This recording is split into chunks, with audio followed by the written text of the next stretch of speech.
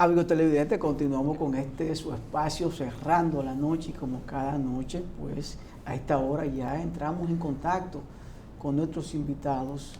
En la noche de hoy vamos a conversar con el abogado Harold Modesto, quien además es director del Observatorio Judicial Dominicano. Con él vamos a hablar de justicia, de modernización, de cómo anda pues el derecho en la República Dominicana. Y pues vamos a darle las buenas noches y la bienvenida. Don Harold, buenas noches, bienvenido a su casa. Bienvenido a mi casa, así mismo. Buenas noches y gracias en nombre del Observatorio Judicial Dominicano por esta acostumbrada peña, sí, porque ya esto es una peña lo de nosotros, ¿verdad? Sí, sí, sí. Acerca de temas de interés nacional como los de la justicia. Dentro de los tantos temas que mencionó Giovanni Almonte, pienso que hay que sumarle el proceso de evaluación y de renovación que va a afectar o a impactar la Suprema Corte de Justicia a partir del próximo mes de abril. También está un tema vinculado a un conjunto de iniciativas, no solo en el nuevo código, sino de decisiones administrativas de la Procuraduría General de la República de cara a lograr tener, digamos, mayor efectividad en la protección de las víctimas.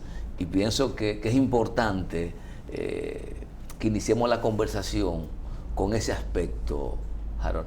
¿Qué de novedoso hay en el nuevo Código Procesal Penal y las iniciativas que ha tomado esta nueva Procuradora General de la República de cara a garantizar los derechos de las víctimas también?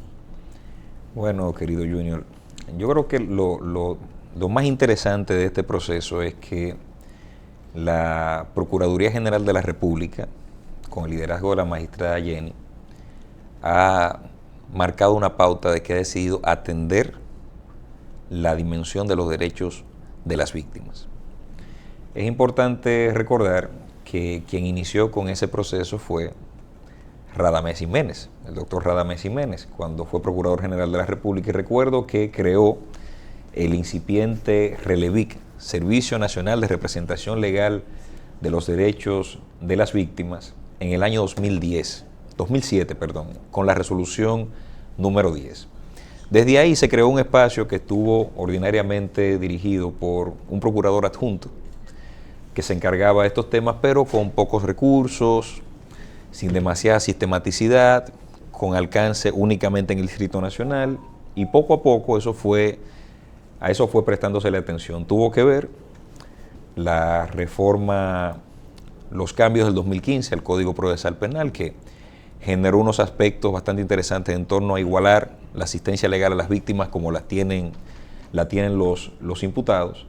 Y a partir de ahí, en un tramo de unos 10 años más o menos, se le hizo mucho hincapié a la necesidad de que el servicio fuera fuerte. Ahí hay una funcionaria judicial, me parece, muy dedicada y con una sensibilidad en el tema de las víctimas, que es la magistrada Alba Corona. Y recuerdo, porque yo he sido consultor 3 veces, precisamente con ese tema, que una de las cuestiones más interesantes del proceso fue el entendimiento de la necesidad de que se produjera un dato lo más riguroso posible acerca de lo que pasaba en el trabajo de representación legal de los derechos de las víctimas. Y me parece que este paso que se ha dado desde la Procuraduría General de la República es una continuidad de eso, pero hay un énfasis en la gestión de la magistrada Jenny, antes de serlo, cuando era directora de persecución, en el tema de las víctimas. Y eso me parece que es digno de destacar significativamente. Representa un avance, teníamos un retraso en materia de la defensa de los derechos de las víctimas, y yo creo que poco a poco puede trascender a otro modelo. Mientras tanto, ya pensar en que se expanda a nivel nacional ya es una gran cosa, y eso hay que reconocerlo. Pero también que este proceso que ha iniciado la magistrada Jenny Berenice no solo está enfocado en el tema de la víctima. Veo que ha anunciado un conjunto de medidas tendente a mejorar, digamos, las condiciones de vida de los miembros del Ministerio Público. Hace par de semanas anunció un conjunto de iniciativas en ese sentido. Y de hecho hoy también ha estado planteando innovaciones en materia de tecnología, incluyendo la posibilidad de que los miembros del Ministerio Público estén dotados de unas cámaras para el proceso que realizan. De igual manera, unificación de las actas, que parece que no había un criterio, a pesar de que hay un formulario siempre, pero creo que ahora va con mucho más carácter. Todo esto, ¿cómo lo ves? Eso es muy positivo. Primero porque el bienestar de la gente tiene mucho que ver con la calidad del servicio que se ofrece. Particularmente el Ministerio Público, de los órganos del sistema de justicia, es el órgano que tuvo los mayores retrasos en que se tomara en cuenta a su gente para, de alguna forma, generar una carrera a prueba de las incertidumbres, por llamarle de alguna forma. Eso tiene su explicación en que hasta 2004, cuando ya en el Poder Judicial, la carrera judicial se estaba hablando de eso y haciéndose concursos desde el 97, hasta el 2004 los miembros del Ministerio Público eran designados por decreto del presidente de la República. En ese gobierno 2004-2008, se toma la decisión de que con un programa especial de formación, los ministerios públicos que ya estaban se sometieran a unos exámenes para ver si permanecían o se incorporaban a la carrera. Desde ahí, entonces comienza a instaurarse la carrera del Ministerio Público y, por supuesto, debía venir con esto una serie de reivindicaciones para los miembros del órgano. Sin embargo, en términos salariales, en términos de seguridad social, el Ministerio Público lamentablemente no tenía las condiciones del Poder Judicial. Tanto los jueces como la defensa pública habían avanzado mucho en ese sentido. Y eso se volvió una discusión permanente al punto de que uno de los momentos más difíciles para cualquier miembro del Ministerio Público es o era el momento de pensar en su retiro. Que las garantías de contar con una pensión digna y una jubilación que le permitiera una transición a una vida diferente eran demasiado bajas. Eso lo vivieron todos los miembros del Ministerio Público y a eso hay que darle crédito al hecho de que quien dirige al Ministerio Público hoy es un Ministerio Público de carrera, porque entiende esa necesidad de los... Ha vivido el proceso. Ha vivido el proceso y estaba en la misma condición de los demás. Si eventualmente la procuradora no llegaba a ser la procuradora, las posibilidades de contar con una pensión digna eran básicamente mínimas hasta que se reflexionara acerca de eso. Entonces me parece que el Ministerio Público va en esa dirección y eso, en primer lugar, garantiza que la gente que sirve desde el Ministerio Público tenga las condiciones para asumir el sacrificio de ese servicio. Y además también los hace pensar más en su función, en la responsabilidad que se les ha dado. Los compromete más. Los compromete más, sin lugar a dudas. Claro, nosotros hemos llegado muchas veces a la conclusión de que no es directamente proporcional al compromiso, las condiciones salariales y demás, pero forma parte de. O sea, una persona que no tiene garantías mínimas, además de que puede ser más vulnerable ante la corrupción.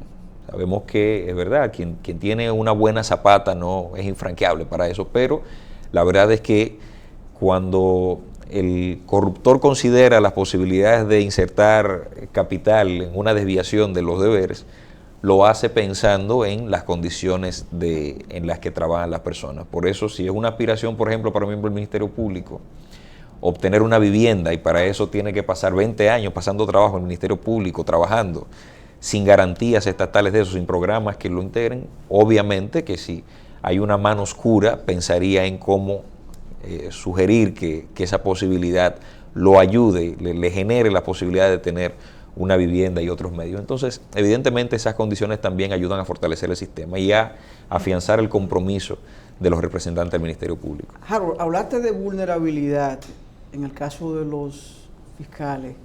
La verdad que es algo que yo, aunque no estoy en esa ala, lo puedo ver porque a veces siento temor de fiscales, andar en la calle sin seguridad. Cuando tú hablas de ese retiro, que todos queremos un retiro digno, con una pensión digna, vivir decentemente después de todo un trabajo público donde pues tuviste la oportunidad de hacer tu agosto de forma irregular y decidiste pues transitar el tren de la honestidad, de la transparencia para ser un buen ciudadano y un buen profesional. Y de todo esto lo que más me preocupa es la seguridad de los fiscales.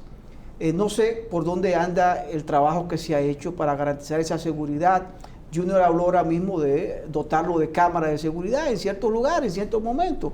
Yo creo que ahí no radica el asunto. El asunto radica en que tenga una seguridad de que pueda llegar a su casa, retornar a su casa, de que tenga su vida garantizada, o por lo menos que alguien le garantice su seguridad. Y veo que muchos fiscales, narcotráfico, corrupción de alto nivel, a veces andan solos.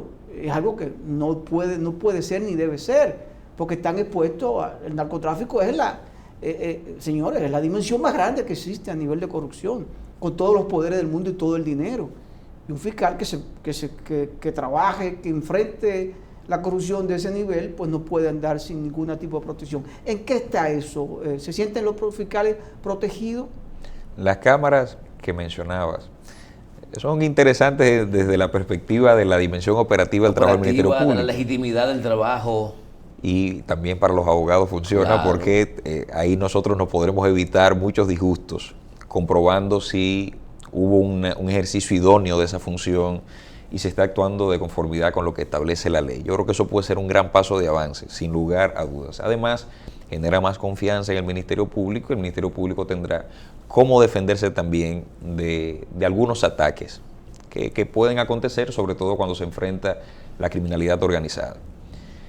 Ahora bien, el tema de la seguridad física y la seguridad patrimonial de los miembros del Ministerio Público, aunque no es exclusivo de ellos, también los jueces tienen la misma condición, pero como los fiscales están trabajando más de cerca con los policías, se les hace un poco más fácil obtener el acceso a la seguridad. ¿Cuál es el problema de esa seguridad? Bueno, que esa seguridad, en realidad, para las exigencias del Ministerio Público, debe requerir una formación y un enfoque distinto, especializado.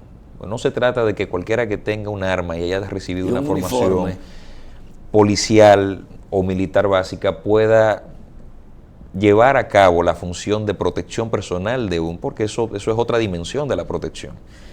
Y yo creo que en eso no hay un énfasis importante, no hay un enfoque en esta parte. Hay una concesión de representantes de las distintas instituciones, de miembros de distintas instituciones para que acompañen a los magistrados, pero a mí no me parece que sean formados para eso. Y eso es un asunto importante que creo que debe atenderse, quizás porque la demanda puede que sea muy alta de los miembros de la policía y de las Fuerzas Armadas para esos fines, pero yo creo que se puede comenzar a pensar, y vale decirlo, está en las propuestas de mi hermana, candidata al Consejo del Poder Judicial, se puede comenzar a pensar en que se desarrolle un cuerpo especializado que tenga esa vocación de protección, aunque eso lo tiene la policía, es una disposición normativa, esa protección VIP, como se le denomina, la protección de dignatarios. De todas formas, se puede pensar en generar un cuerpo especializado que entienda la delicadeza de ese trabajo, porque no solo hay cuestiones, Giovanni, de la protección de la integridad, de la posibilidad de reaccionar ante una amenaza. También está la confidencialidad, el manejo de la información, claro, el cuidado incluso en la vida personal de ese miembro que acompaña al fiscal, que un descuido o un comportamiento determinado puede exponer al fiscal o al juez en su caso y a su familia. Entonces es necesario que de alguna manera se comience a pensar en darle una formalidad a eso.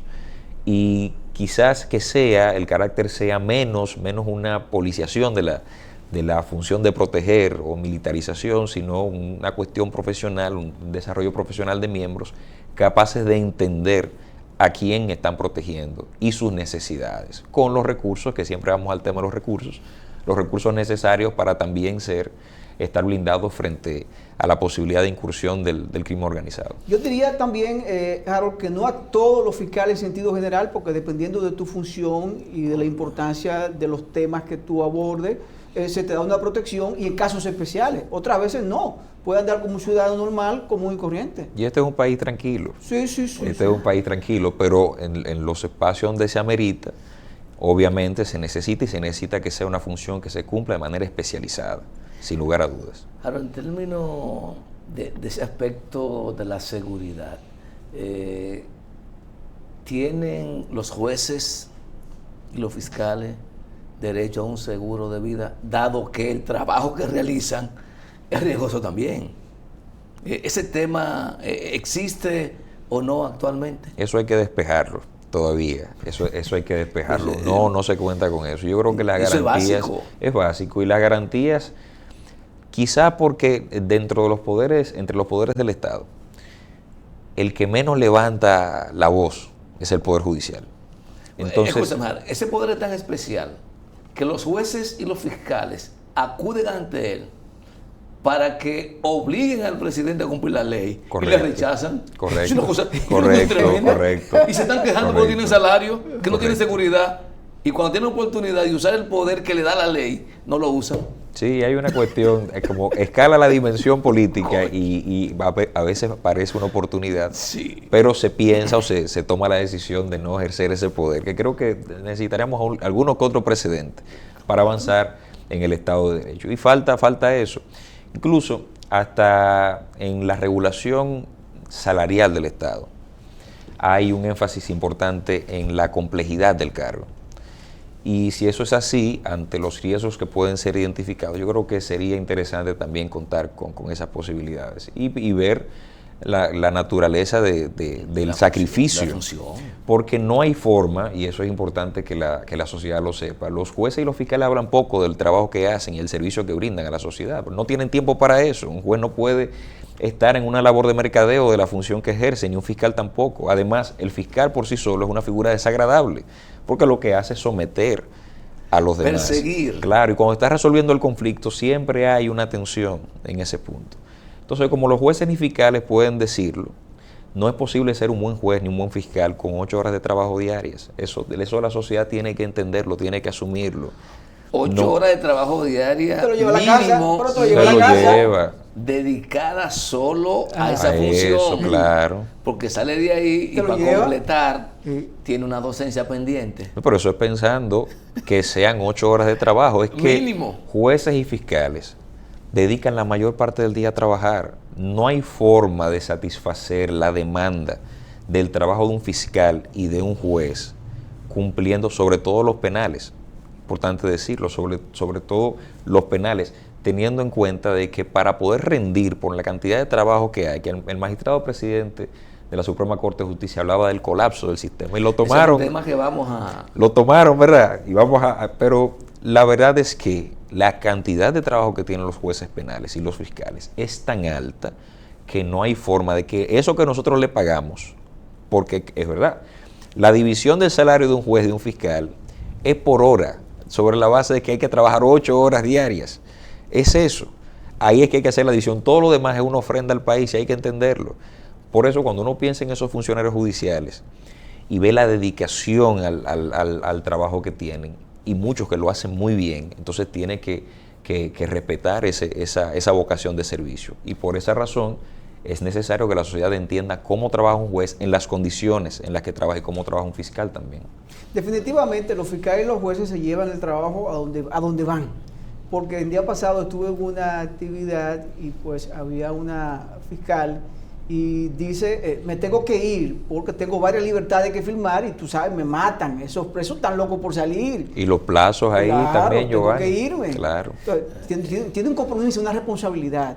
Y el tema de los plazos, sobre todo en materia penal. Sobre todo. Ahí no hay excusa de que a los 30 días yo no fallé y tengo. Si usted no falló en el tiempo hábil, usted sabe a lo que se obtiene en materia penal.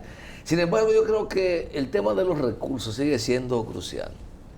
Porque evidentemente que esa sobrecarga que hay en la justicia dominicana, no solo en la penal, cuando usted va a una audiencia civil, un juez en un día le conoce 60 audiencias, en un solo día. El día que menos conoce puede ser 30, no menos de ahí, una sala. Y produce igual número de decisiones. Y tiene que producir igual cantidad de decisiones. Claro que sí. Aquí creo que hace falta recursos para contratar más jueces. Porque no es verdad que con la cantidad de jueces que hay y con, digamos, el convencimiento de la gente de que aunque no le genera mucha confianza a la justicia, prefiere acudir a ella a quedarse tranquilo en su casa. Lógico. Entonces, ese tema, Harold, de los recursos, que veo que los últimos 2 o 3 años no ha sido tema de discusión, es que le han ido aumentando el presupuesto y se sienten tranquilos los jueces y los fiscales.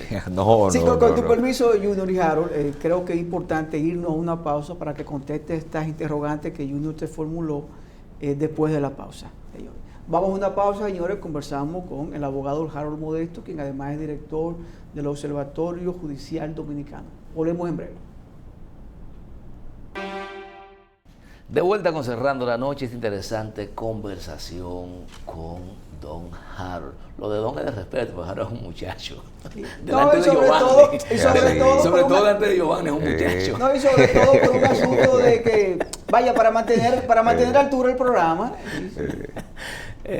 Tenía eso guardado ahí. Porque lo noté un poco tenso, entonces vamos a aflojar esto. Harold, aunque el tema vinculado a recursos demanda de más jueces, yo lo planteé de manera aislada, pero creo que forma parte de ese colapso que habló el presidente de la Suprema Corte de Justicia, que está afectando a la justicia dominicana. Muchos lo cogimos solo por el lado de lo penal, pero vaya a tierra, vaya a las demás jurisdicciones civiles, para que usted vea cómo es que funciona el sistema. Sí, mira, ahí con el tema que lo tomaron algo mal porque parecía una expresión apocalíptica del presidente de la Suprema Corte de Justicia, pero lo que quiso decir es que no todo debe resolverse en un juicio, porque esta es una sociedad altamente conflictiva. Ahora, con respecto a la cantidad de jueces, hace un tiempo la Escuela de la Judicatura incorporaba promociones por concurso, postulaban 1000 y en el proceso iba despejándose hasta llegar a unos 60, 50 aspirantes. Pero ahora la escuela por concurso están aprobando 7 personas y me cuentan que recientemente hubo que unir 2 concursos para llegar como a 14 participantes como aspirantes a jueces. Resulta que la inversión en la formación es la misma porque igual cantidad de docentes, de la gestión educativa de la escuela, pero se ha reducido el número. El Poder Judicial y por supuesto la escuela que conduce el concurso cambió algunas cuestiones y el concurso es más exigente, es más rígido. Ahora bien, teniendo en consideración la necesidad de más jueces y de poner en funcionamiento tribunales creados por ley, entonces el tiempo en el que se va a lograr contar con todos los funcionarios judiciales en esas plazas no es corto. Estaríamos hablando de que a este ritmo nos pasarían, qué sé yo, unos 5 o 6 años, o 7 años. Con concursos frecuentes para que se logren cubrir las plazas. Entonces ahí hay un tema que el Poder Judicial tendrá que verlo sobre la marcha. Yo creo que hay promociones grandes de jueces, de 50, 60 jueces que aprobaron el concurso, y si bien el concurso es bien riguroso, hay que recordar que la vida misma ya no opera sobre la base de la decisión que se obtiene, de la información que se obtiene a través de un examen. Hay muchas cuestiones competenciales al día de hoy. Cualquier muchacho manejando algunos códigos de la tecnología puede transformar el mundo. No todo el mundo reacciona de igual manera a un examen. A las evaluaciones. Posiblemente usted es el mejor expositor. Y si tiene que defender la tesis, usted se aprieta. Yo espero que los que han sido elegidos en ese modelo sean grandes funcionarios judiciales y que aporten a su país. Pero estoy convencido de que eso no lo es todo. Y de que en la vida hay inteligencias múltiples y que no todo el mundo, como dices, reacciona igual a las evaluaciones. Entonces hay que ver la manera de estudiarlo sobre la marcha, de qué nos dice esa forma de evaluación y si es eso lo que finalmente se requiere. Porque mañana, cuando haya un cuestionamiento a ese juez que egresó del modelo, podrá decirse con una cierta propiedad que el modelo no funciona, por lo siguiente. Porque en términos porcentuales, si ahí falla un juez y son 14, fallaron muchos jueces. Claro. Es demasiado para el número de jueces que está entrando. Entonces, es importante ver eso, ver si todo modelo es perfectible. Yo creo que es una exigencia importante para la tarea que se requiere, pero no solo es competencial, hay que ver otras cuestiones. Harold, Suprema Corte de Justicia. Entra ahora el próximo mes. Es una etapa interesante, si mal no recuerdo, alrededor de 11 jueces serán evaluados para definir si continúan o se van, entre ellos el presidente de la Suprema Corte de Justicia. que de igual manera va perdiendo inclusive legitimidad la forma en que el Consejo Nacional de la Magistratura ha estado desarrollando estos procesos. Eso no lo digo porque a mí me guste o no me guste, es por la evidencia. La gente, más ni los abogados, confían ya mucho en estos procedimientos que se están utilizando. ¿Qué esperar en lo adelante a partir de abril? Bueno, según los antecedentes, primero hay que decir que en las evaluaciones anteriores, en los procesos anteriores, no han permanecido los presidentes de la Suprema Corte de Justicia en la presidencia, ¿verdad?, del órgano, desde que hacemos las cosas de esta forma. Entonces, evidentemente, el magistrado Luis Henry Molina es posible, no sabemos si estará aspirando a mantenerse en el órgano o no, pero eso se discutirá en su momento. Pero la tendencia ha sido que no permanezcan. Eso ha sido lo que ha acontecido en los últimos años. Y me parece que el esfuerzo que ha hecho, sea lo que sea que acontezca, es importante tenerlo en cuenta. El tema del esfuerzo por generar una justicia más accesible. Usted puede decir que eso quizás no es tan humano, pero es un paso. Digamos que esta mejora, podemos incorporarle otras mejoras. Esperemos que cualquier cambio que acontezca en la Suprema no afecte eso, lo bueno de ese proceso. Pero lo importante, y yo sé que por donde va tu pregunta, Junior, es recordar que en las evaluaciones pasadas hubo una crítica importante de la sociedad diciendo, pero bueno, si al final ninguno de los jueces va a permanecer, ¿para qué los evalúan? Porque no es posible aprobar una evaluación de desempeño y al mismo tiempo ser separado del órgano. No cumplir con las expectativas del órgano. Eso comenzó a practicarse en el gobierno pasado. Digo el gobierno pasado del partido que gobernaba anteriormente. No es una cuestión de este gobierno. Y se sentó un precedente en el que la inamovilidad lograda en el 94 tuvo un derrotero que ya conocemos. Entonces, extrañamente, aunque la Constitución habla solo de evaluación de desempeño y sugiere que si no aprueba, entonces hay que establecer los motivos por los que no aprobó, en el reglamento del Consejo se habla de un periodo y otro periodo, como si la intención constitucional hubiese sido hablar de periodos y renovaciones de periodos, que no fue eso, porque, por supuesto, en el contexto constitucional en el que surgió la inamovilidad, se quería lograr que el Poder Judicial tuviera independencia con respecto al legislativo, que era el que nombraba a los jueces.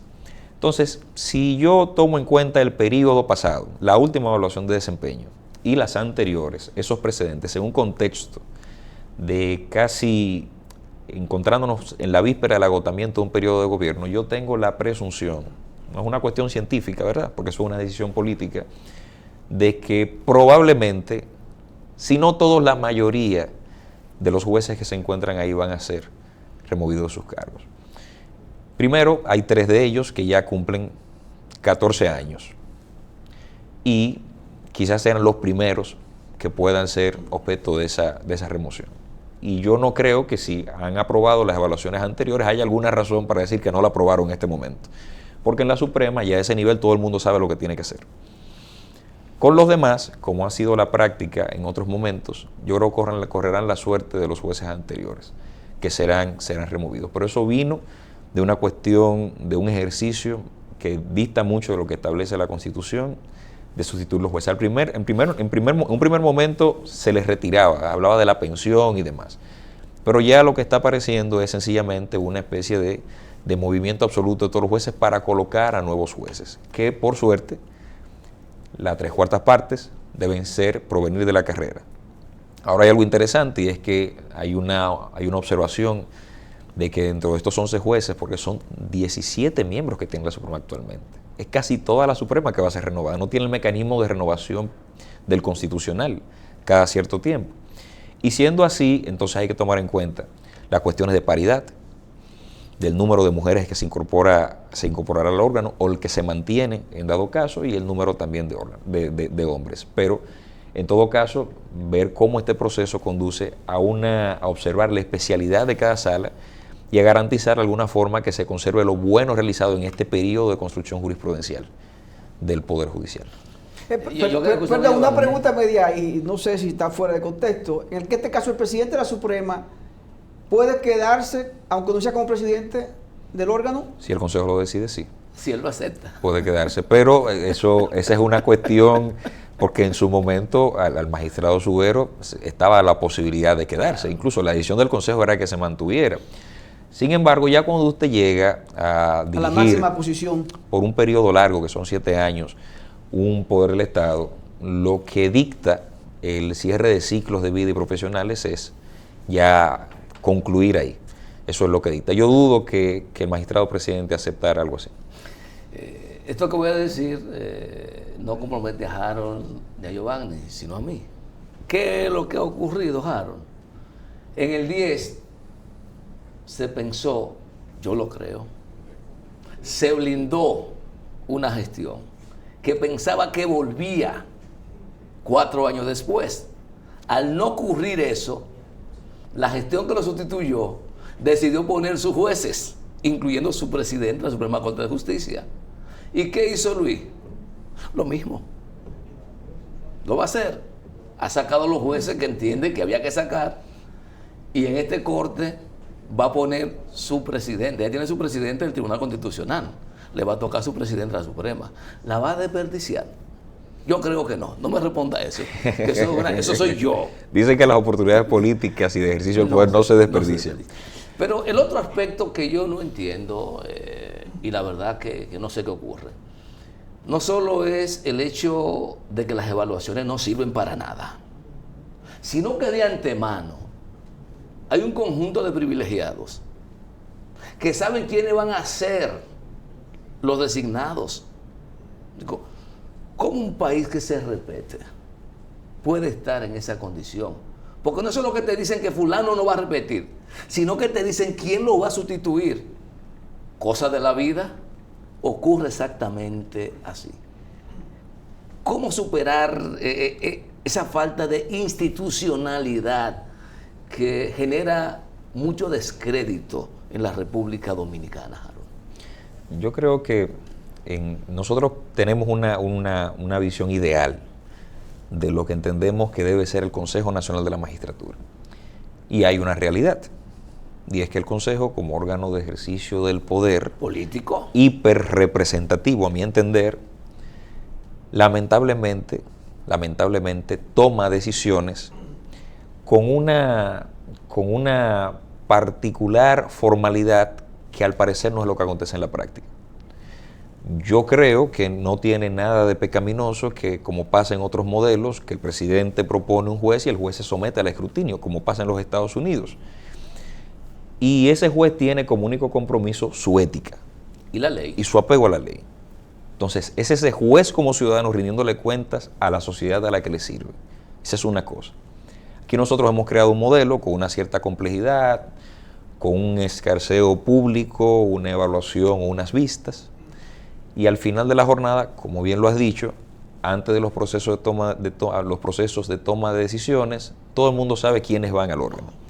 Entonces yo creo que o cuidamos las formas y comenzamos a distanciarnos de eso y a quizás trazar otra pauta al punto de crear mecanismos para que no sea posible la comunicación para cabildeos entre aspirantes a las altas cortes y las personas que integran el órgano o terceros que pueden hacer la labor de cabildeo. O hacemos eso o transparentamos que sencillamente se nomina con la franqueza de los sectores que nominan. Que los partidos, la sociedad propongan sus jueces. Y finalmente, quien por sus condiciones éticas, intelectuales, logre ser el seleccionado, aún en la decisión política, ese tenga que defender su carrera a lo largo del tiempo.